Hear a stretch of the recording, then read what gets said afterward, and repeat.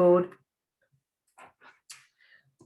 Good evening, everyone, and welcome to this evening's presentation of Fire Safety Essentials.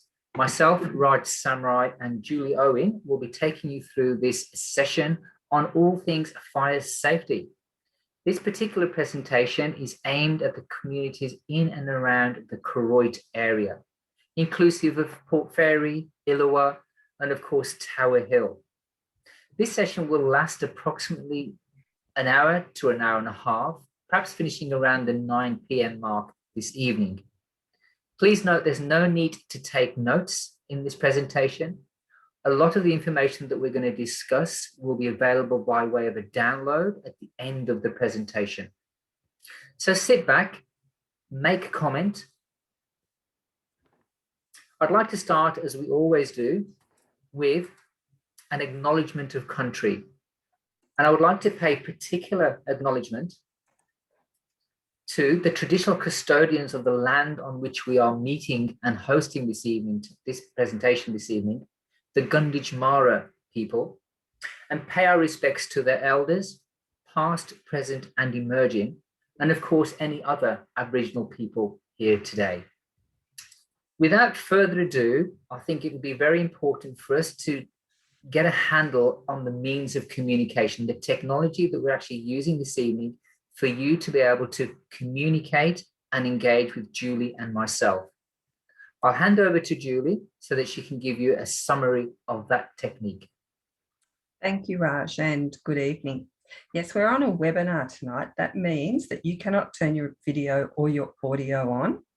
You will be able to interact by answering polls when I put them to you up on the screen and by using the chat function. So you can see us, but we can't see you. This is being recorded. We are recording this session, but the recording is more for Raj and my benefit rather than for anything else.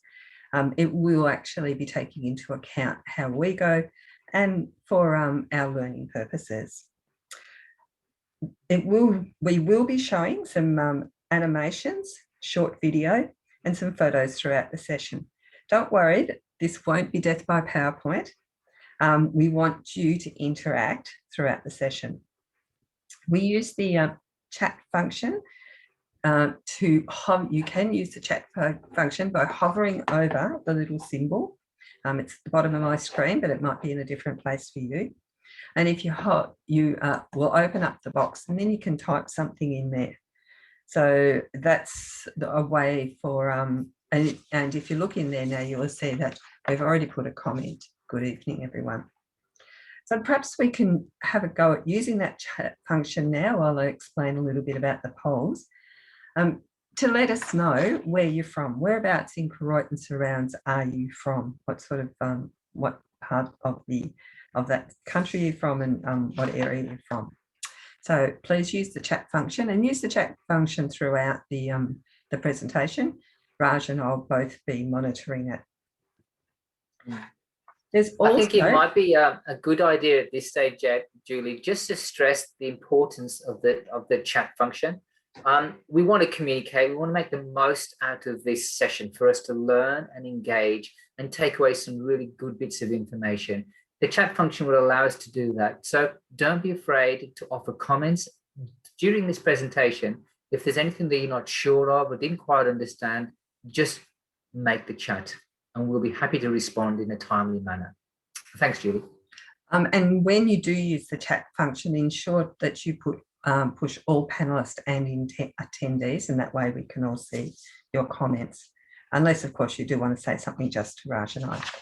So the other function we have to communicate with is the polls function. The polls, we will be using it throughout the presentation to gauge your knowledge and of what we are talking about. And right now, we might actually have a practice of the polls. The polls are anonymous.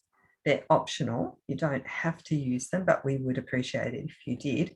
You scroll through the responses, and then when you've completed each of your response, you hit submit at the end. So we might have a practice at using those polls. And the first poll we ask you is about you, basically. So There's no right or wrong answer, obviously. We just want to know how long you've lived in the area. Have you been to a CFA meeting before? How did you find out about this session? And rate your knowledge around fire. So if you can answer those, it gives us some idea of where to, at what rate to rate this presentation. So I'll give you a few minutes if you would like to complete those polls. And as I said, don't forget to hit submit at the end of it. So I will end the polling now and share the results. And you'll see, Raj, that people have lived longer than 10 years in the area, so has a knowledge of the area and what goes on in it, has been to a CFA meeting before. How they found out was a community notice board, and very high knowledge of fire. So I'll stop sharing those results, and as I said, and now you may have to close your box as well, your polls box. And I will pass it back to you, Raj. Wonderful. Thanks, Julie. And thank you for the responses to that first poll that we've had. Let's dive in this straight away. And it's crucially important that we kind of understand the level of fire knowledge in the audience that's joining us today. There appears to be a very high level of knowledge, and I hope that we don't do a disservice to you in this fire safety essentials, in the sense that this is very much introductory level information for fire safety. It's aimed at those community members that may be lacking a basic understanding around fire. So what are the learning outcomes? What is it that we're going to really get under the skin of and talk about this evening? Both Julie and I are passionate about community safety. It's about risk mitigation, being out of harm's way. We're going to talk about understanding local fire risks. This presentation is personalised to the Koroit and surrounds area. We understand the topography of your environment. We understand those local fire risks, and we'll be exploring that as we go along. What is the expectation around fire? Is it just flames? What is it that underpins fire behaviour? How do we know if there is a fire? What's that communication thread? Some of you found out about this meeting this evening through a community notice board, but there are other platforms too. When we talk about planning and decision making, this is crucially important to be ahead of the fire game, making those decisions that will save your life. Surviving if the best laid plan fails. Plans do fail and we can get caught out. And if that's the case, what are our options? How can we make good? Let's move further into this and talk about understanding some of those local risks. Well, as I've said previously, this is all about a personalised account for the Koroit area and the surrounding areas of Mailers Flat, even Port Fairy, Tower Hill and Illawarra. Koroit is, as you know, located in the municipality of Moyne. The town's population currently stands at just over 2,055 people as of the 2016 census. Described as nestled in the northern slopes of the dormant volcano Tower Hill. Now, I'm a local, as is Julie. We're both volunteer firefighters with brigades in Woodford and Julie, yours is over towards Wangoom, I believe. It is Wangoom, yes. Yeah. Wangoom Fire Brigade, yes. Yeah. So we know the locality. I do lots of recreational running in the Tower Hill area. I belong to a cycling group that cycles through Koroit up to Port Fairy and all the back roads, etc. So I know the environment that we're talking about, the environment that is at risk, a very vulnerable environment. In fact, when we talk about the Victorian Fire Register and the fire risk in our area, the areas like Koroit have a very high, and I think the VF, yeah, let me just have a quick look at my notes here. Yes, very high. It's rated as 2 on the VFRR rating. So this is the reason why we particularly put an emphasis on studying and providing information for the Koroit community. You are actually at high risk. As I was saying, the township of Koroit is nestled on the northern slopes of the dormant volcano Tower Hill. The unique and character-filled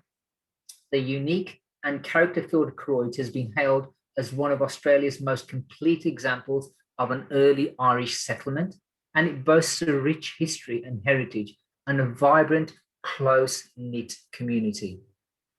Now, there's a lot to say about when we talk about a close-knit community when it comes to that cohesive nature, people looking out for each other, taking care of one another, and standing together in the event of a critical fire incident. This is the very core of the community of the Country Fire Authority and our ability to have that support on those bad fire days. And I'm sure you'll agree. So community connection, looking after our people is a very important consideration. Let's peel back the layers just a bit more. This slide is self-explanatory. Victoria is one of the most bushfire-prone parts of the world. Yes, we talk about the US and we talk about California, but we are no different in this part of Victoria. We have a variety of landscapes across our beautiful continent: grassland, bushland, mountainous forested area, and of course, farmland. Koroit is a perfect example of that: rich, fertile, alluvial or volcanic soil, and the potato grows. You know, we talk a lot about Koroit and the potatoes. There's also a vast amount of other vegetation that grows prolifically in this environment. Victoria is and will always be a very bush-prone part of the world. Fire has been part of the Australian continent for many millions of years. But one must remember that the risk is different throughout different parts of the state and throughout the continent itself. Many fires back in the day were started by lightning. And in fact, Aboriginal people used fire for many years to what we call care for country. What do I mean by caring for country? The fires were a tool that encouraged the growth and extent of grassland to enhance hunting. It was also used to reduce the levels of fuel. And we'll talk about roadside fuel very shortly and the need to curb the growth of that fuel. It also kept vegetation from becoming too dense and hard to walk through. When we talk about statistics and record keeping, bushfires were not actually entered into recordings of any kind until the early stages of European settlement as far back as 1851. So this gives you a bit of context of what we're dealing with and the nature of the land that surrounds us. The slide that I'm showing you now is reflecting our area. It shows a map of the different weather districts. And I'm sure I'm not telling you anything that you don't already know at this stage. The take-home message here is that each fire district will have its own level of fire risk. East Gippsland will be very different to the Wimmera, to the Mallee, to the southwest where we are. Another thing that we must take into consideration is what we call the seasonal outlook. What do I mean by seasonal outlook? Well, for example, I'm sure many of you will know this, the current fires, this fire season, there's a possible La Nina conditions. We'll talk about what La Nina is very shortly. And these are expected to reduce the risk of prolonged fire activity across most of Victoria compared to last year. That's absolutely ripper news. That's exactly what we want to hear: reduced fire risk. That doesn't mean that fire is not going to happen. We can have a reduction in the risk. Let's explore that just a bit further. Now, don't be too bamboozled by the two maps that you're looking at the moment. The map on the left is a map of Australia showing the temperature changes, particularly during that period between September to November of 2020. The map on the right depicts the median rainfall for the same time period. So what does this actually mean? Well, La Nina is characterized by increased rainfall, above average rainfall. It's also characterized by cooler daytime temperatures south of the tropics, as shown by the map of Australia on the left. So cooler daytime temperatures south of the tropics, but warmer nighttime temperatures, particularly in the north. Again, shown by the map on the left. The last La Nina appeared during the winter of 2017-18, And El Nino, its counterpart, its cousin, they have a duality of role, appeared or followed in 2018, 2019. So there's this unique relationship between these two weather phenomena, La Nina as opposed to El Nino.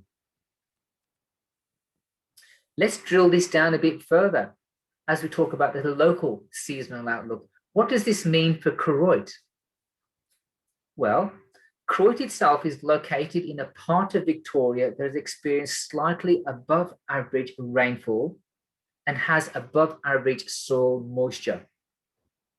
In simple terms, there's more water in the ground, there's more availability of moisture for fuel to grow. Consequently, we've had prolific grass growth. And if you couple that with the high daytime temperatures that we've had, particularly in recent weeks with 30+ degree days, we have a rapid curing or drying of this fuel.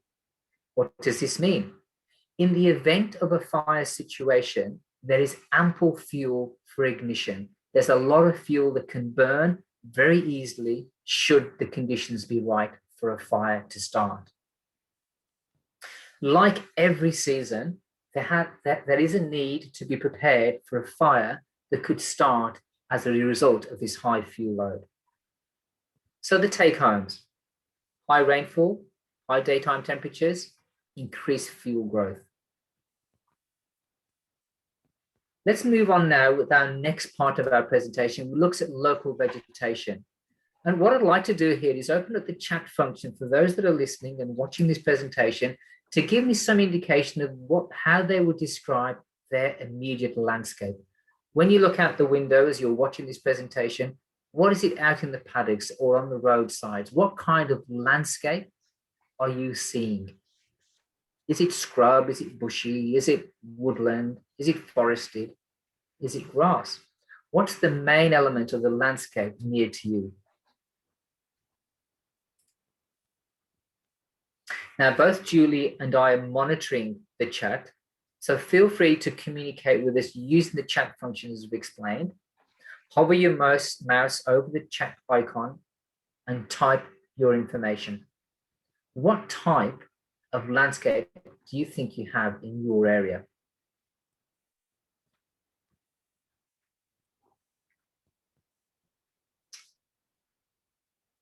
Yep, some interesting responses coming across 100% in every regard. The predominant, yeah, that's a good comment there too. So yes, you're all right. It is actually grassland with areas of bush. So it would be fair to say that your area, the area of Koroit, is at risk from fast-moving grass fires with the risk of likely ember attack. And we'll be talking about ember attack very shortly. Ember attack coming from nearby bush to the north, northwest, and also the west as well. These are the critical determining factors of grassland fire in your area. What does this all mean? What does a fast-moving grass fire look like? And how has it progressed? Well, the number one factor that actually impacts on fire direction and fire speed is actually the prevailing wind. The wind is the driving force for our fires. We often talk about a fire front. That's the head of the fire, the header. A fire front will be directed by the wind that causes it to move in a particular direction. Suffice to say, a change of wind direction will cause a change in the direction of that fire. How is that impacted by topography? We talk about Tower Hill, and some of the cycle lanes that I have to cycle up are quite steep. How is fire impacted by inclines? This is another really important consideration when we discuss fire behavior. Fires will travel much faster uphill than they will downhill. In fact, for every 10-degree inclination rise, you will have a doubling in the speed of that fire. Without getting too technical, this is a consequence of what we call the convective heat as well as the radiant heat. We'll be spending a bit of time talking about radiant heat very shortly, and also Ember attack very shortly. Suffice for now, don't become complacent because you think there are a couple of hills that separate you from an advancing fire front. Because we all know now the fires will get to you much faster than you think, because fires will travel faster uphill than downhill. And if the conditions are right, if the wind is strong enough and there's sufficient fuel or fuel load that's sufficiently cured or dry, that fire will race along in excess of 20 kilometers per hour. So now let's be mindful of that consideration. Raj, it might be a good idea here too to launch another poll about the local risks within the area. So we've looked at the topography, we've looked at how fire may be affected because of the landscape. But with this one, we're going to ask what you think might be the local risks in your area. This one should be multiple choice. So, and it should be winding roads, trees hanging over all access roads and escape routes, high tourists in summer area, the speed of grass fires, as Raj has talked about, numerous grass fires sparked by embers, and high fuel load. If you could just let us know what you think might be the main risks in this area, in the Koroit and surrounds area. Once again, make sure that I think it's multiple choice, though someone had trouble with that at the last session that we did. Try each of them and then hit the submit button at the end. And I'll give you a few minutes to do that. Obviously, it's a multiple choice because people have been able to do more than one. I'll end the polling there and share the results.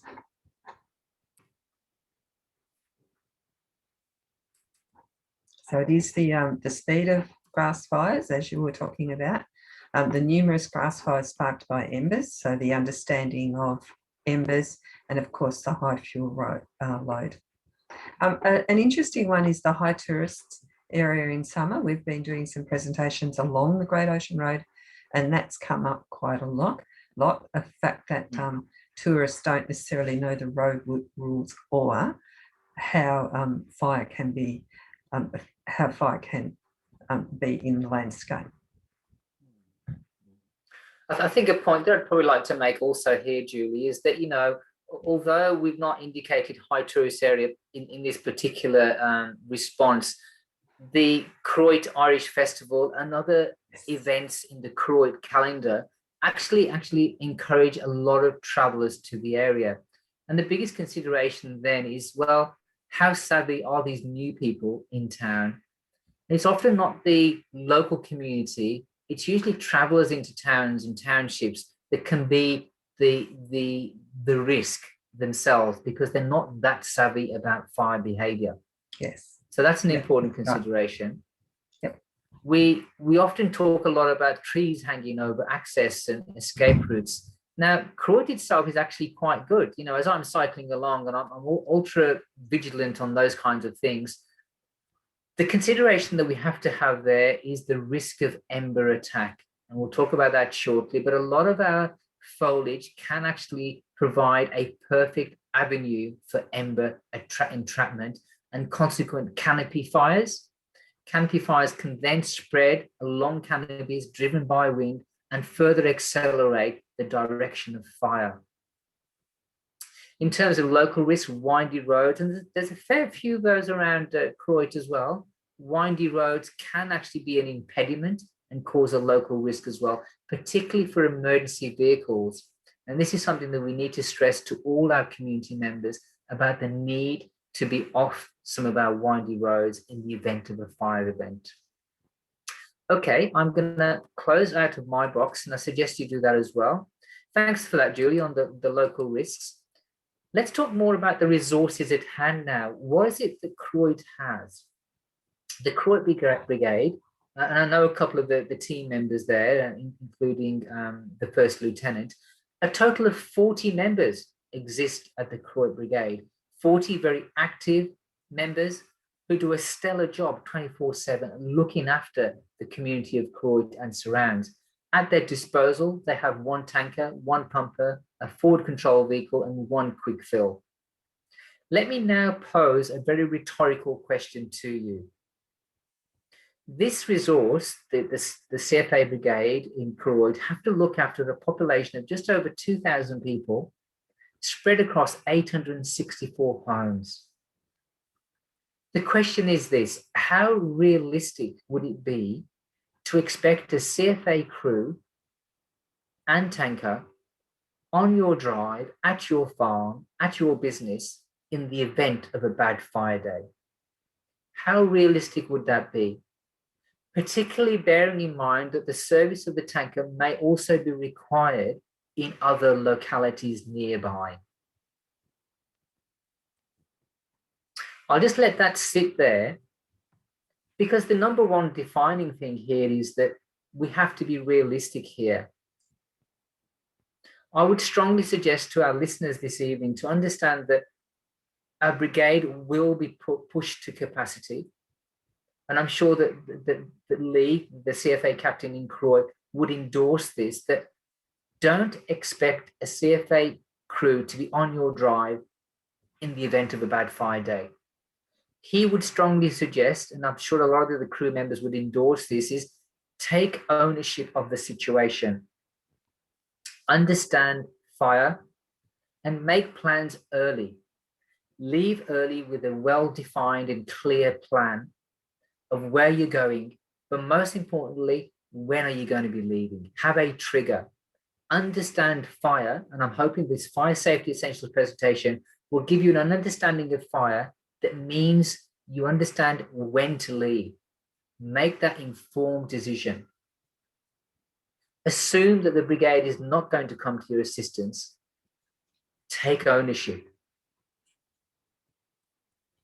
I'm now going to go to another element of fire. Okay, what is it that we can expect from fire? The crucial thing here is Ember attack. This is one of the crucial components of fire behaviour that we need to get a real understanding of. It's fair to say that Victoria has had a lot of fires. In fact, last summer we saw huge fires in multiple parts of the state. Let's really get underneath the skin of fire, literally. And I make no apologies for the graphic nature of the animation that I'm about to show you. Some of you might find this emotionally disturbing. And if that is the case, please feel free to look away for the 1 or 2 minutes that this is playing. Return at the end and we can have a debrief. But for now, I'm going to play this particular animation to give you a sense of what it means to be caught in an Ember attack situation.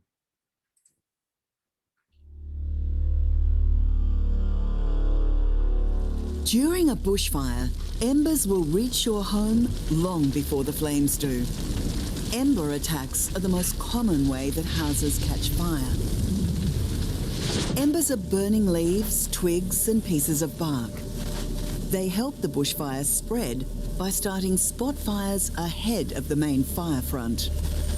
Short-distance ember attacks happen when leaves and small pieces of bark are blown from burning trees.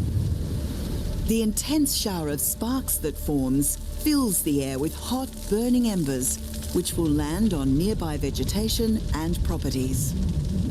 The hot embers can easily land and get into your clothes and burn your skin, eyes, and airways. Small fires will start all around you and quickly become uncontrollable.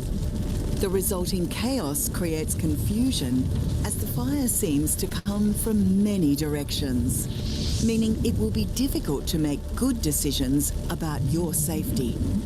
The experience will be physically exhausting and emotionally traumatic. Long-distance ember attack is caused by large bushfires that generate intense heat. As the hot air rises, it forms a column of smoke that sucks in air like a vacuum, increasing the intensity of the fire. The updraft in the column lifts embers like large pieces of burning ribbon bark hundreds of metres into the air, where strong winds can carry them many kilometres beyond the fire front. On Black Saturday, embers travelled more than 30 kilometres ahead of the main fire. When these embers land, they often start fires where leaves naturally accumulate, like in gutters, doorways and garden beds. So while you might think you're safe when a bushfire is far away, embers can fall from the sky and land around your home long before you even know there's a fire. But remember, your home isn't the only thing under threat during an ember attack. By the time you realise the danger, it might be too late as escape routes become jammed. Embers can also start fires on roads and block them completely, making late evacuation dangerous or impossible. That's why leaving early, before a fire starts, is always your safest option. I've viewed that presentation a number of times now, and every time I view it, it gives me that great sense of shock, because it is shocking in detail. It's as real as it gets in terms of the intensity and that indiscriminate nature of the force of fire, how damaging it can be. Ember attack itself is the biggest cause of what we call property loss during a fire. It leaves a scar on the landscape. It leaves a scar on human life and fatality. It also causes a vast amount of disruption to our communities. We talk a lot about ember attack because it's almost a precursor to the fire. It arrives before the fire front actually gets there. As you heard from the animation there, embers can travel up to 30 kilometers, as they did during the Black Saturday fires. This is evidence that we have at hand and we know the nature of fire. Other ways that your property or yourself can actually be impacted by fire is what we call direct flame impact. This is where you have the continuity of fire to your doorstep. We often say that if you have fuel to your doorstep, you'll have fire to your doorstep. How is it that we can mitigate that risk? How can we stop that happening to us? I've done a body of work with the Property Advice Visit Service, or PAVS service. It's a community door knocking service, and we have door knocked Koroit on a number of occasions. We offer community householders information about how to protect and make their properties fire ready or fire safe. And one of our key recommendations is to have an area of cleared ground, a driveway, a gravel driveway, which will break that continuity of fuel to your front door. Have your house prepared in a manner that reduces the amount of ember traps, the debris in your spouting, fuel load close to the home, that log pile that's located very close to your front door, even the cork mat or the straw mat that sits near your front door. All the tips that I'm giving you are very general, but more detailed information is available in the downloadable information that's available as part of the resource that we offer at the end of this presentation. We often say that vegetation looks to burn. It's dry enough to allow the germination of seeds for ongoing regrowth, a practice that a lot of our Indigenous people have done for many, many years. I'm now going to consider another element of fire behaviour, and this is the concept of radiant heat. Julie, would you like to introduce radiant heat while I look for the animation, please? Thanks, Raj. If embers are the greatest reason for property loss during a fire, then we'll find that radiant heat is one of the greatest reasons for human life lost or life lost during a fire. Even grass fires can produce enough radiant heat to kill or injure people. It's not actually the flame that causes death during a fire. It's this radiant heat. And there's a lot of different negative effects from radiant heat, as this animation will show you. Once again, as Raj says, it's a very graphic animation, and if you are upset by any of it, look away and come back at the end of it after we've played it. Thanks, Julie. Radiant heat.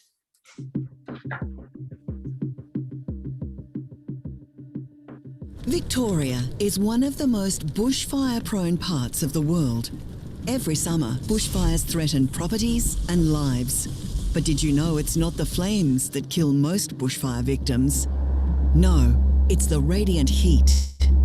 Most victims die from the effects of radiant heat long before they're reached by the flames.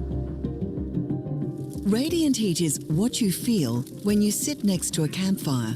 If a campfire heats up to 2 kilowatts per square metre, you'll feel that it's too hot and will want to move back from the fire. If you don't, this amount of radiant heat is enough to cause burns and blisters in as little as 40 seconds. At 12 kilowatts, it can cause some materials like dry timber to ignite. A bushfire can reach 100 kilowatts, and the effects can be truly catastrophic. For humans, radiant heat can cause burns from 100 meters away and cause a dangerous increase in body temperature. Radiant heat can cause the rapid onset of heat stroke.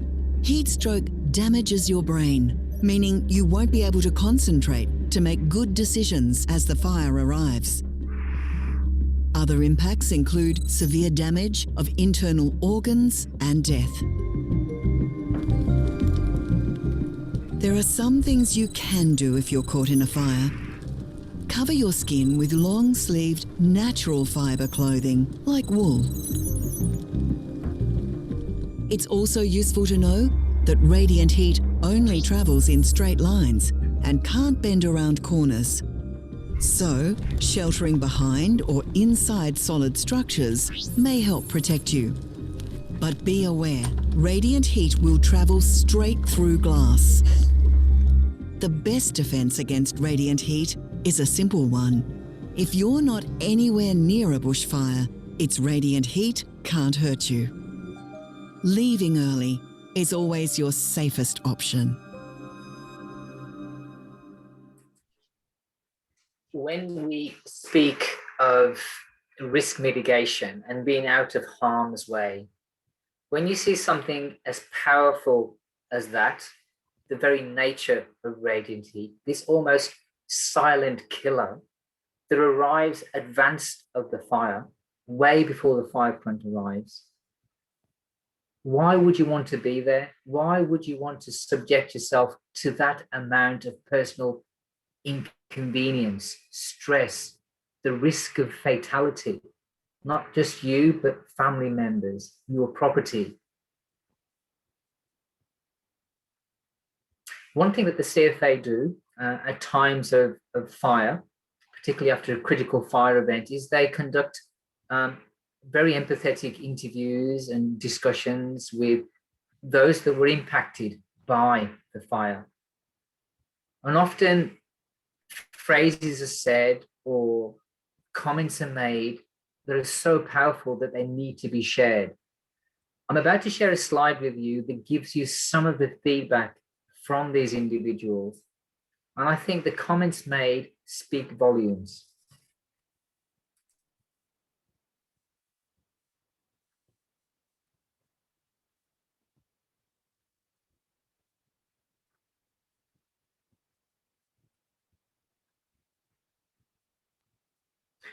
There's a tremendous amount of what we call emotional intelligence at times like this.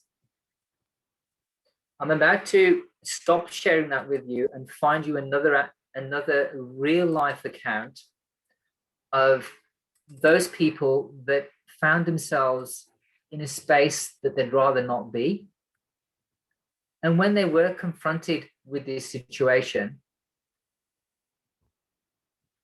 they decided that it was too much for them. Julie, would you like to introduce this particular presentation? So this is a short video of people who were interviewed, some people who were interviewed after the Black Saturday fires, and they were caught up in the fires, some by plan, some not, and they've given us, the CFA, their views on that. This particular real-life storytelling, if you like, by real people in real situations is entitled, "I'll Never Do That Again." 10 years ago, when all the dams were full and the tanks were full and there was plenty of water, I probably would have stayed and I would have died. Nothing went the way we might have anticipated.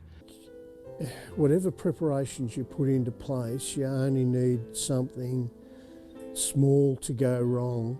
You know, in future, I don't think we'd want to put the kids through that sort of trauma, I guess. Yeah, wouldn't put the kids through that again. If it was my choice, I wouldn't stay again. If we had another day like that, if I had the opportunity to get out, I would go before the fire even got here. For me, those closing words, "before the fire even got here," haunt me, because that stays firmly entrenched in my mind. It's there, "before the fire even got here." There's a couple of other key words that I pick up from those testimonials: trauma and children. Trauma is one of these things that will stay with you for a long time. That's the very nature of trauma. Do we really want to subject ourselves to that amount of trauma, that amount of stress? At this stage, Raj, we might actually launch another poll, and this will help you think about what it is that will impact your decision, because those people had made their decision before the fire. Some of them thought they were prepared, and as it turned out, they weren't. But what this poll will ask you to do is to think about what might impact your ability to make good decisions. So I'll just launch that poll. It's a multiple choice, so choose all or none or just a couple. And don't forget to hit submit. What do you think would impact your ability to make good decisions? So stress, rapidly changing situation, things not going to plan, not having enough time, and communication breakdown. Basically, there's no right or wrong answer. It's just what you think, how you would be affected in a situation like that. And I think I agree with most of what people have put in there. I'll end the polling and share the results. I think of all those things, they will impact your decision to make those rational decisions. Absolutely. I think I'd like to just pass comment here on the results that we've got. And if we take the broader picture, as human beings, we're not designed to handle stress. Admittedly, some people can handle stress better than others, but on the whole, we are not designed to handle stress. We like to be in control of our situations. We like to understand what's going on around us. The moment we don't understand the situation, when we don't know what we're dealing with, this compounds stress. This makes it more difficult for us to make informed decisions. If there is a rapidly changing environment around you, an alien environment, a hostile environment where you have no control, this will have a significant impact on your ability to make those good, informed decisions. If you couple that with things not going to plan, when you're not in control, again, your stress response is going to be heightened. Your burden of stress is going to become all the more difficult to handle. We often have this sort of constant race against time, getting to appointments, meeting that interview deadline or that project timeline. We're all driven by time. If you think that you are under pressure getting to a GP appointment, think how much worse it must be thinking of, well, do I have time to find my husband or the children? Have I got time to go and grab Sarah from her netball practice? All these things will impact you significantly when it comes to making that decision about fire and fire behavior. The ultimate pressure on your stress has to be the communication breakdown. And I agree with all the responses that people have given here. It's all about your ability to know what's happening around you. What's your communication channel? How do you know what your husband's doing? Did he leave early? Was he staying overnight in Geelong before coming back to Koroit? Where's young Joey? Is he at football practice? Oh, what about Sarah? Is she coming back from her netball practice? Who's looking after her? Who's looking after Mavis, who lives 2 doors down and is actually socially isolated and in a wheelchair and has got 4 dogs? Who knows all the intel and information about your community to make those informed decisions? We stress time and time again to have a plan, to have a fire plan, practice that plan, and stay ahead of the fire game. Understand the nature of fire. We've spoken already about Ember attacks. We've already spoken about radiant heat as well. Understand what it is to be in a fire situation. Understand the dynamics of what's around you. A lot of these factors will affect your ability to make those informed decisions. I'm going to close my poll, and if you could do the same, and we can move on to the next part of the presentation. How do you know if there is a fire? What we'll do here, Julie, is open up the chat function, and if people give us some idea of, well, how do they find out if there's a fire in their neighbourhood of Koroit? And so if you would like to use the chat function to let us know how you think you would know there's a fire, what we want to discuss with you is the fire danger ratings. So every summer, every fire season, these ratings are advertised, the roads, social media, radio, TV. What I would like to know is what you know about those fire danger ratings and what they mean. So I'm going to launch another poll, which simply asks you what they mean. So what does the fire danger rating mean? Does anyone know how many code red days have happened in the southwest region in the last 5 years? And how many severe or extreme days have happened in the south west in the last 5 years? So if you could just remember that we don't know what you've chosen. We can't see who's voting for what. We can just see that you are voting. And this is a learning exercise. So if you don't know, have a guess anyway. So if you can just vote on those. And at the same time, don't forget the chat function is there if there's any comments that you would like to make. So we'll just give you a few minutes to use those to vote.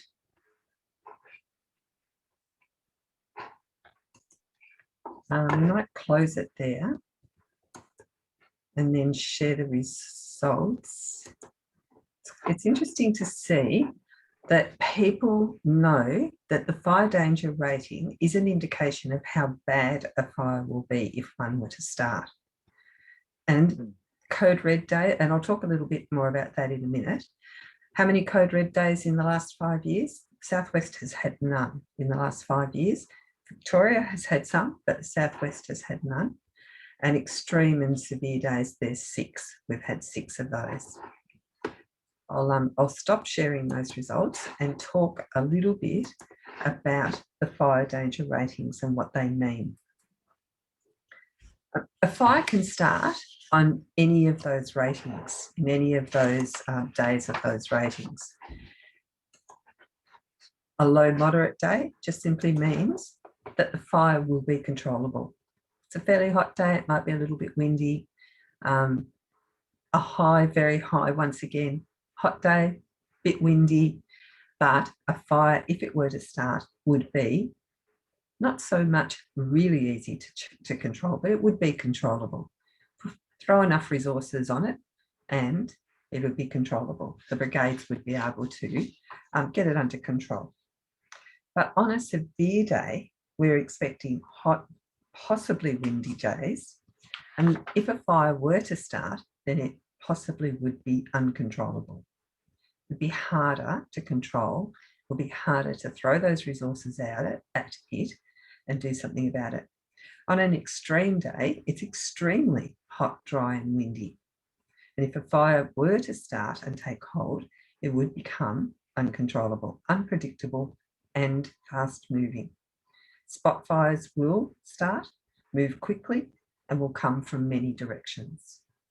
So on an extreme day, the best place to be is away from a fire. It's when you need to have your plan enacted if you haven't already done it with the severe. And on a code red day, they're the worst possible conditions for bush and grass fire. Homes and people are not designed or constructed to withstand fires in these conditions. So the safest place is to be away from high risk bushfire and grass fire areas. So leaving early on these days, the night before or early in the morning, is your safest option. You shouldn't wait and see. You should avoid the forested areas. You should avoid areas with long, dry grass. You need to know your triggers.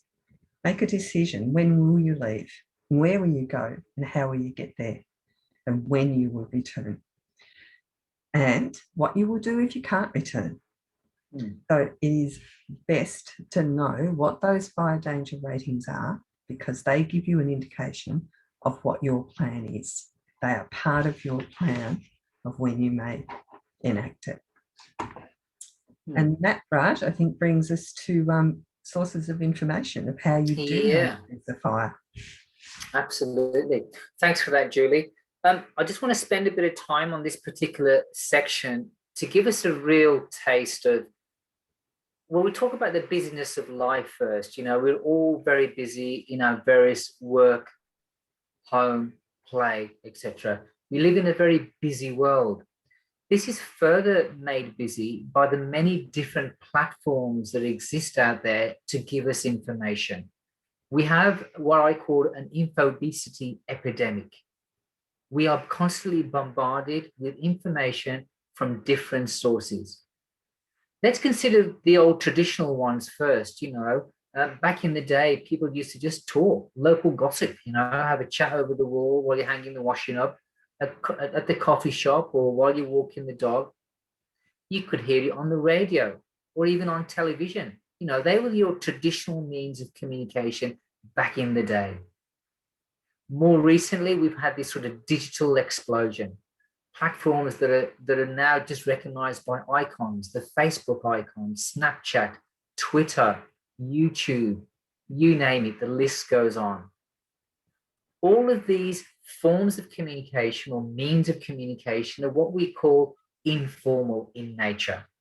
Informal because they are not credible, they're not legitimate, they're not real time, and they're not evidence-based.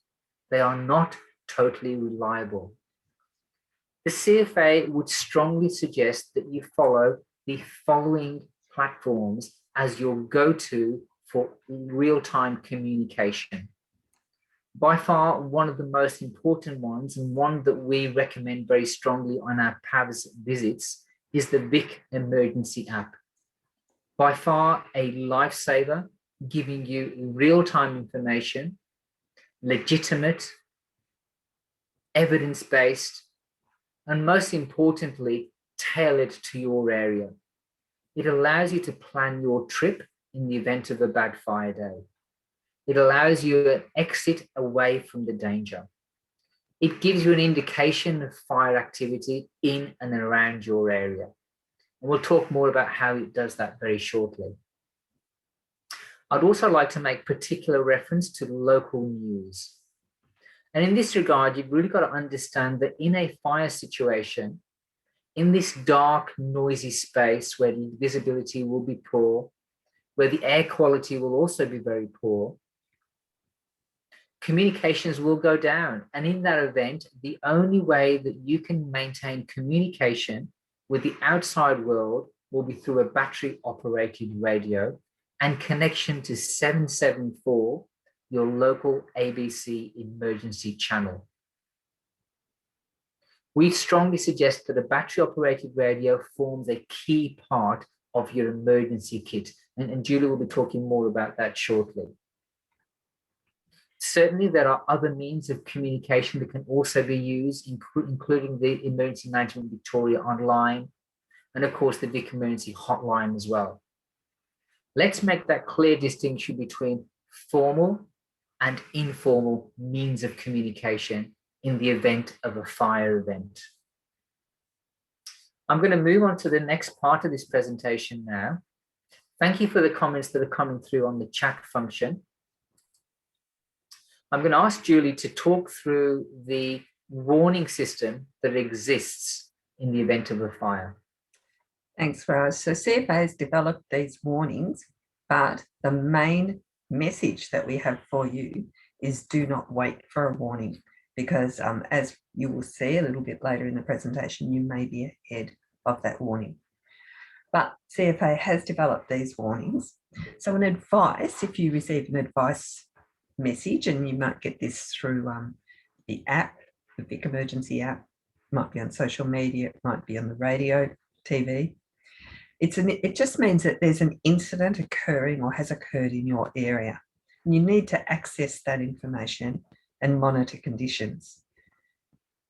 It's just a notification that it might be a notification that the incident has even subsided and is no longer a danger. So it's just an advice. It's letting you know that something's going on or something has been going on. A watch and act means that there's an emergency developing. You need to actually take action if you have a watch and act. You need to monitor the situation. You need to know what's going on, and you need to take action to protect yourself and others. Now is when you should have enacted your plan. If you receive an emergency warning, that means that you're in imminent danger and you need to take action immediately. You will be impacted. So the action you take might simply be to bunker down, to stay in place, to protect yourself. There's a couple of other warnings as well. There's an evacuation warning that's asking you to evacuate. There might be an evacuation plan for your area or for your building, wherever you are. An evacuation means that it is recommended that you evacuate, that you put the procedures for the evacuation into place. And a community information is usually a newsletter, an update. It's some sort of update about the emergency that has affected communities. Usually it happens after the emergency there's no more threat to the community through the emergency, and it lets people know where they can go to get information, where they can go to get help, and what sort of resources are open to them. But in all of that, CFA still says, do not wait for a warning, because you just may be ahead of the warnings. And this little animation that we have next will actually show you what that means. So let's say that you're in your house, it's a hot and windy day, you've shut your curtains, you're watching Netflix on TV, quite comfortable, and a fire starts. So the fire starts and there's no one around. So it's not sort of seen until at least 5 minutes, and it's starting to grow. And 000 is called. Someone calls 000 and reports the fire. Now is when CFA is notified about it, as well as the brigades are. So CFA is getting itself organised, ready to send out those warnings. The brigades are getting themselves into a truck and heading to the fire. So after 10 minutes, there's still no one there, but so the fire has grown. Remember, it's only been about 5 minutes since the fire's been reported, and say another 5 minutes before CFA's got themselves organised and sent out an advice message. If you look at where your house is, and we remember what those messages were, then you all know that you really actually probably should have an emergency warning. These warnings don't come 1, 2, 3. You may get an emergency warning first. You may be ahead of the warnings. So if you're waiting for a warning, then it's going to be too late, because by the time you get your emergency warning, the fire has passed your house. So past your house is when you get your emergency warning. So it is too late. And of course, after 30 minutes, the fire is really grown. So it just gives you an example of how you may be ahead of the warning. You may be the one who actually reports or sees the fire first. So you can't depend and you can't wait. By all means, on a hot and windy day, stay inside. If that's your plan, close the curtains, watch Netflix, but monitor the conditions. Have that radio that Raj was talking about in case your power goes off, and you can listen to what's going on. Go outside every now and then, feel the wind, see if there's been a change, see if you can smell smoke. Be monitoring the conditions and be ahead of your warnings. Thanks, Raj. Thank you, Julie.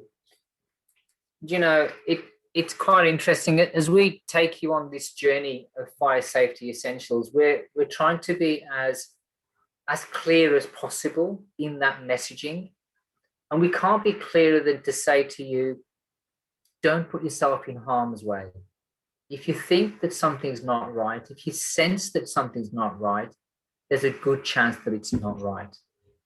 Some of the key messages that we've already spoken about will give you the tools to make those informed decisions. We've spoken about the FDR, the fire danger rating. We've spoken about the need to use credible sources of information like the Vic Emergency app. And Julie has just explained about the need of, look, you don't wait for a warning, leave early. Let's be mindful of our environment. And I know many families in the Koroit area, and I have a friend that lives in Tower Hill as well. We're all very connected to our community, to the land that we work in and the environment where we live. We know when things aren't quite right. We know by sight when the color of the sky is not what it normally looks like, when there's something brewing, when there's this uneasy feeling that something's not quite right.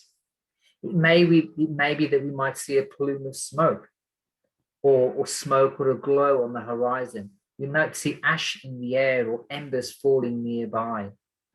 We might hear the sound of fire. There might be a nearby Tower Hill, for example, you know, the falling down of large limbs as they come crashing down, or the crackling of timber on the forest floor as the fire starts.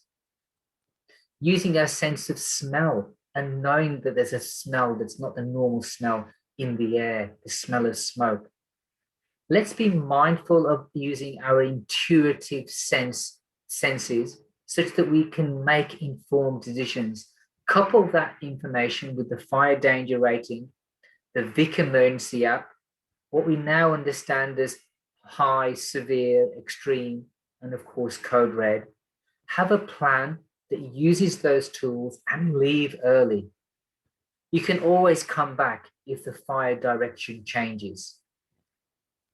It's best to be out of harm's way.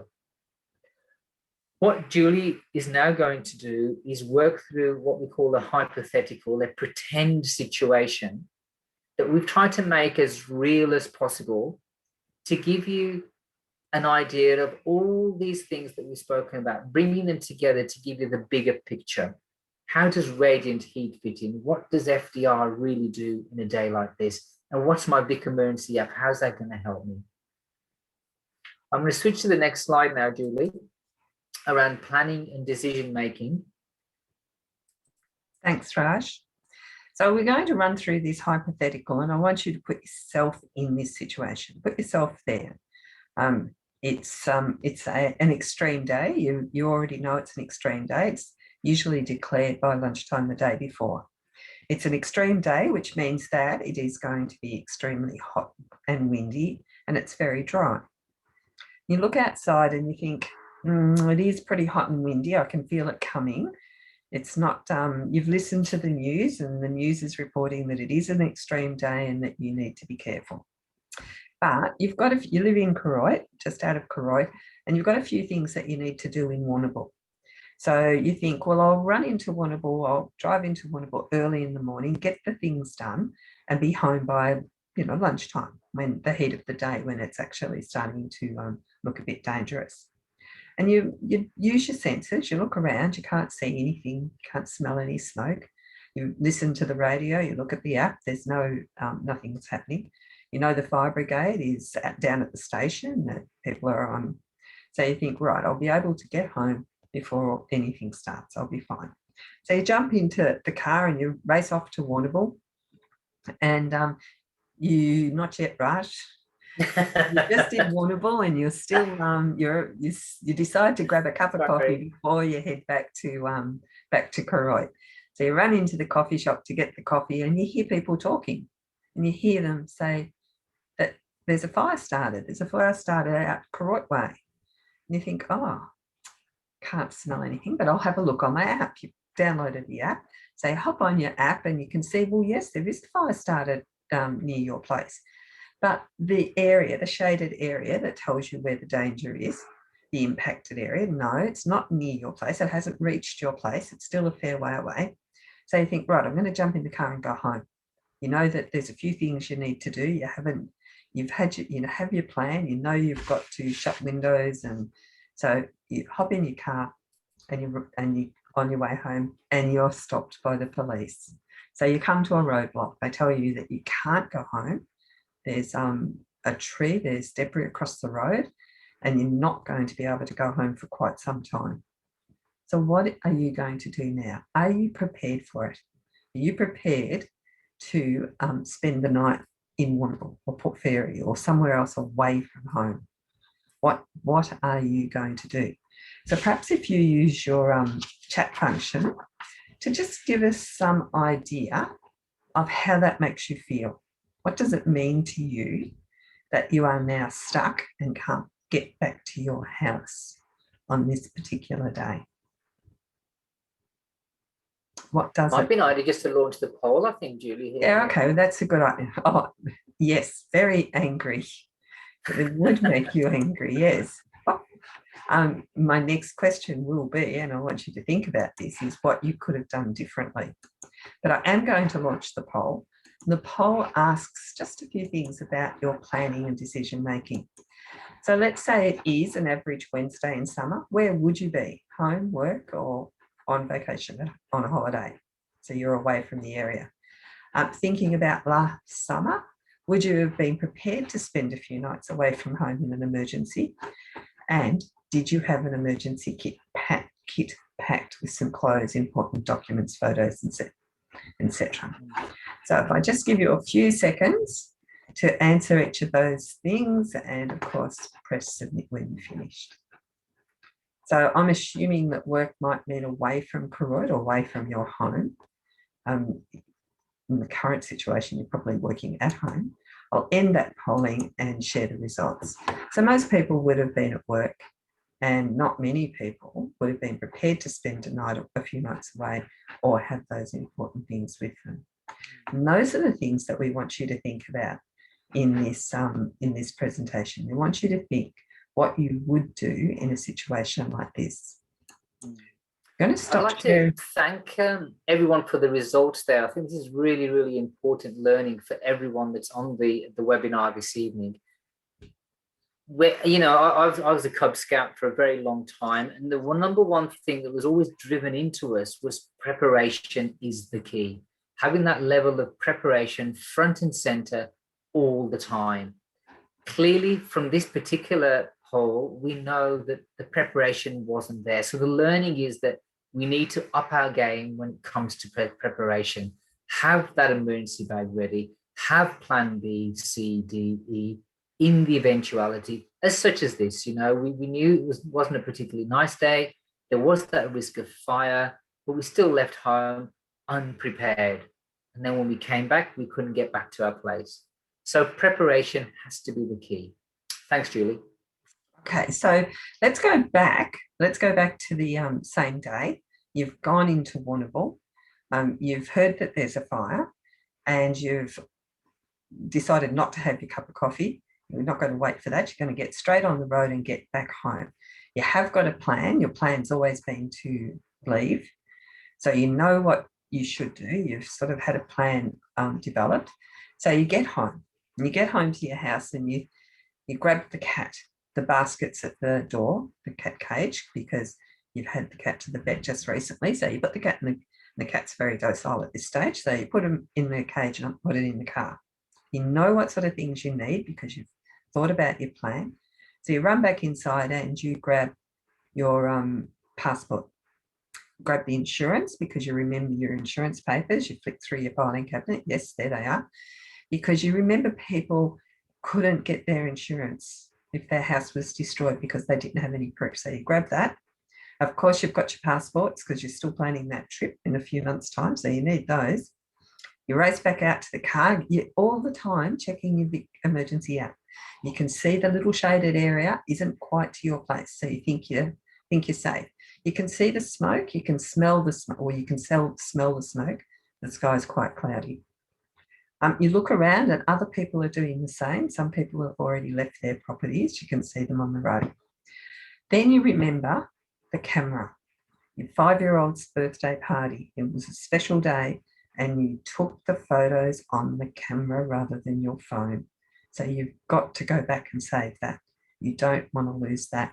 She would be disappointed and so would you. So you race back into the house. Yep, there it is on the table, same place. You grab the camera. As you're running out the door, you're thinking, what else have I got to do? Windows are shut. That's the mat's been put in. The wood's been taken down the back. Yes, we did that already. And then as you run back out to the car, you see the embers start. Just lightly to start with. And they're getting heavier. And one falls into that pile of leaves that you've been meaning to rake up for weeks now. Well, you have raked them up, you just haven't got rid of them. And a fire starts. So things are starting to look quite dangerous now. What do? There's embers falling everywhere. You've got your cat in the car. You've been told not to drive through a fire. What do you do? What do you do now? How do you feel? You are at a time. So what could you have done differently to not be in this situation? Because you don't want to be in this situation. So what could you have done differently to not be in this situation? Now is when we would like you in the chat function. 1 or 2 words is all you have to do. Just tell us what you could have done differently not to be in that situation in the first place. And I think while you're thinking of a response for that, we might just add a few more layers here as well, just to really amplify the message. Human behavior is such that when we are under pressure, we panic. We've already spoken about the stress burden. We can't think straight, so options, and often we make decisions that are wrong. The other considerations in this particular scenario would be, well, I've got the hose pipe. Shall I try and put those ember fires out, those small spot fires that are happening? Okay, that's one option. If you were to leave the house and drive down the road, is the road going to be clear? If the road is clear, which way am I going to go? Which is the best way to go, left or right at the end of the drive or end of the road? Where are the children? Who's looking after them? What's happening to the frail lady down the road who always has home help? Is someone looking after her? What about my horses? Are they still trapped in the paddock or did someone let them out? Can you see how both Julie and I are almost bombarding you with a number of options here? And the crazy thing is that this is still a very hypothetical situation. It's a pretend environment. And can you imagine how much more difficult this decision-making process would be if it were to be a real fire? If you're starting to think, what could have I done differently? What could have I done to avoid this situation now in a hypothetical, then how would you be feeling if it was a real fire? And would you, in a situation like that, when there's imminent loss, would you be thinking rationally that, yeah, okay, everything can be replaced, I'll be fine? That's how we would like you to think, so that you do stay away. You stay in Warrnambool, you don't go back into to your house, and you accept that you'll lose things. if you're not prepared. And that's why we're asking you to be prepared, have that plan, so you don't have to make those decisions during those stressful times. And of course, the other thing is that if you were going to come home, wouldn't it have been great just to have that emergency bag with all those essentials already ready for you to grab and get the heck out of there? And if you Wouldn't had it even them be ready, sorry, Raj. Sorry, Jill. If you had them ready, when you went to Warrnambool that morning, you just grabbed them and put them in the car. Absolutely. Wouldn't it have been even better when you grab it straight thing in the morning before you even for Warrnambool? Can you see how we're trying to get your mindset to change and understand the very dynamics of time, pressure, and human behavior? We need to think ahead of the fire game, have those triggers, tell us, well, it's going to be a bad day today or tomorrow. I've got my plan. The family, we've all sat down around the table. We've spoken about what we're going to do, and these are our options. Having that front and center is good fire behavior management. We can understand fire and we can outsmart fire because we know what fire does. Fire safety essentials is exactly that. We're trying to get those messages of leaving early, having a plan, practice your plan, have variations of that plan as situations change. Some of the key points so far, to summarize, is really about having that plan, having that all-important Vic Emergency app. Don't leave home without it. We are have the ability to offer you bushfire planning workshops in the locality as well. And again, Lee, your captain, will be happy to organise those through me and through Julie and myself at a future date. So that's another consideration. As we come towards the end of our presentation, and thank you for your ongoing presence, we really appreciate it. I have to make a small mention to COVID-19 and the CFA stance on this. Unfortunately, this pandemic is still around and it may still be around for a while longer. The CFA would strongly recommend and advise that you are allowed to leave a high-risk fire area on a day of high fire danger. And if it's such that you are in an isolation mode or self-isolating, please make sure that wherever you're next moving to, that the owners there or people around you are aware that you're in self-isolation and continue to maintain your COVID-safe plan. And secondly, you may well travel for the purpose of preparing your property for the fire season. I must make a quick note here also to say that this is a changing environment from a day-to-day, week-to-week basis. Always check the Department of Health and Human Services website for the latest intel when it comes to COVID-19. I'm going to move on to the next part of this slide in our presentation, which is all about survival options if your plan fails. We acknowledge that the best laid plans can fail, and therefore we have to have plans B, C, D, and E. We've already spoken about a couple of the elements that I'm just going to go over very quickly, just to give you that reinforcement of some of the key takeaways. Radiant heat is a killer. Cover your skin, leave no exposed skin. Radiant heat will penetrate and cause massive damage, as we've seen from the animation earlier on. Have this clothing on if you get caught in a fire situation with an advancing fire front or the threat of radiant heat or ember attack. Have these elements of clothing as critical components of your emergency bag. Have them there, ready and good to go. Radiant heat, as we've said earlier, can actually does actually travel in straight lines. It's linear. It's almost invisible. It will not travel through solid surfaces. It will travel through glass, so beware of not staying or standing behind glass, which may explode or shatter. You do have the capacity to seek shelter from radiant heat behind or inside solid objects, such as sheds or dams, concrete tanks. In the event of survival options, should you be caught with an advancing fire front or ember attack and radiant heat, seeking refuge in a water course like a river, a dam, or a swimming pool, may offer you a level of protection from radiant heat and ember attack. We often consider vehicles or stationary cars as places of refuge. The CFA clearly state that these vehicles are designed primarily to get you from A to B, but not necessarily as places of refuge, as Julie will now explain.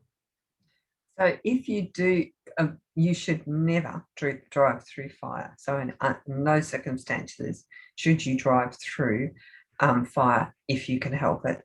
But should you be caught in a car, like Raj says, they're only designed to get you from A to B. They're not designed to protect you from fire. And you don't drive through fire deliberately, because there will be smoke. It will be impossible to see, and it will be disorientated. You could hit a tree, you could hit another car, you could have an accident, and you could cause an accident. You could block the road for emergency services, so they can't get through, and of course other people can't get through either. As Raj says, you need to if you are caught in a fire, you need to find a place that is open, has few trees, short grass, and perhaps in an emergency, a real emergency, a large water source. But if you are caught in the fire, in the car, in the fire, you need to get down. You need to get right down low. You need to get off the road into a cleared space if you can, and that might even be burnt ground, away from trees and away from any other fuel. You need to get down low. You need to keep your lights on, and you should have a woolen blanket to cover yourself. You should have water for hydration to help with those effects on your body of radiant heat. Be very uncomfortable, or be hot and sticky and very scary. You need to monitor the situation as if you were in a house. You need to know where the fire is and where it's coming in. You certainly don't shelter in a room with just one way in and way out. And that's an advantage of a car. You've got the two sides. So as soon as the fire has passed, and it will be very quick and hot, then you get out of the car and you stay on burnt ground. You try still to shelter from that radiant heat, because that will be there. It will be smoky, there will be embers, and I'm hoping I'm making it scary enough that you will not be there, and you will have left early, well before you get into this situation. And I guess that's the key message here, isn't it, Julie? We never ever want you to be going to this extent to protect yourself from an advancing fire. You will have activated or instigated your fire plan. You will have left early and been out of harm's way. Yes. I'd like to make particular reference now to this next slide, which shows you what we call the bushfire neighbourhood safer places. Now, these at one time used to be called the bushfire place of last resort. And they were appropriately named because they are very much a last resort. They are not designed to be places of comfort. No one's going to offer you a hot cup of cocoa and bring your slippers and your dressing gown. These are designed as a last resort. They are designed to give you a level of protection from radiant heat. They are chosen precisely for protection from radiant heat. Of course, as Julie and I have already said time and time again, it's not about having a last resort option. You need to have left the place of the advancing fire danger and moved to a safer place. In your locality, in the locality of Koroit, the nearest bushfire place of last resort is actually Victoria Park. The second option actually is in Port Fairy, which is the Merivale Recreation Reserve. I'm sorry, the nearest one to Koroit is actually Victoria Park in Port Fairy. And the second option is the Merivale Recreation Reserve in Warrnambool. They are your nearest places of last resort for the Koroit community. They're denoted by the green sign and the emoji of 4 people. What I'd like to do now, before we finish the presentation, is show you this slide, giving you an idea of some of the images that is fire, the embers, the advancing or fast-moving grass fire, the canopy fire, the plumage of smoke and of course the devastation that fire causes across our beautiful landscape. To summarize, this is a guide to some of the resources that are available for you to download. They include a guide to survival, a very quick, succinct read on the key points of survival, a guide to property preparation as delivered by the Property Advice Visit Service, and of course the option to have a bushfire planning workshop in your locality. The importance of the Vic Emergency app, and both Julie and I can't express how passionate we are about you having this app, because it is your lifeline to the outside world. When we mention that community cohesion, that kind of the cement that glues our communities, it's the communication that we have with our fellow community members. The CFA as a community or a country fire authority are no different in that regard. Having had conversations with Lee Muggervan, your Koroit Brigade captain, Lee is very passionate about keeping the community at large safe from the danger that is fire. He's happy to entertain any questions that you might have regarding fire safety, or even the capacity of the brigade to look after you. Feel free to contact Lee or Phil or any other member within the CFA brigade in Koroit. They're a hard-working bunch of people who've only got safety and risk management at the core of everything that they do. I'd like Julie to launch our final poll before we finish this presentation. So this final poll is simply for our records and our benefit. It will ask you, did this meeting give you a better understanding of bushfire or grass fire risk in your local area? So there's the option of yes, no, or confirmed what you already knew. And would you recommend this program to family, friends, or neighbours that live in the fire-prone area? So if you could just answer those, like I said, this is more for our benefit. There's no right or wrong answer. And thank you for your feedback. Wonderful. Thank you very much.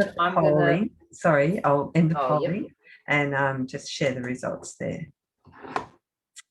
And thank you for your feedback. All right, fantastic. Thank you very much for your feedback. I'm going to close my poll now as well. The CFA acknowledged that certain elements of this presentation may have caused a certain amount of emotional impact on people. If that is the case, there are a couple of helplines that we would suggest to you to contact. It's, as a closing statement from Julie and myself, the number one message that we'd like to give to you is to stay in control of your environment by understanding fire, understand the risk that there is out there.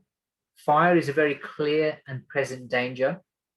And the only way that we can outsmart fire is by knowing what we can do to avoid fire. Preparation is the key. Being out of harm's way, activating that fire plan, using and understanding the information that's out there, the fire danger rating, the Vic Emergency app. Use these critical tools, stay connected to your community, look after each other, and stay safe. My name is Raj Samurai, and Julie Owens, my co-host. Thank you for your presence this evening. Thank you. That now ends our presentation. Yep. Thank you and good evening. Thank you, Julie.